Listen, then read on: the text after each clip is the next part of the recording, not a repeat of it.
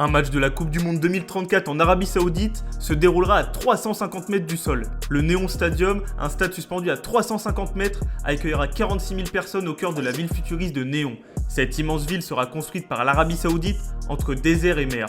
Tu as dû en entendre parler dernièrement avec le fameux projet The Line, un projet unique avec deux parois en miroir de 500 mètres de haut sur 170 km de long, au-dessus de la mer, en plein désert. En clair, c'est du jamais vu. Ouais, il y a même des bateaux qui vont passer en dessous du stade pendant un match de Coupe du Monde, ça n'a aucun sens. Alors est-ce que tout ça sera terminé en 2034 ? Impossible de le savoir, mais une chose est sûre, avec l'obtention de la Coupe du Monde hier, l'Arabie Saoudite va mettre les bouchées doubles pour y arriver.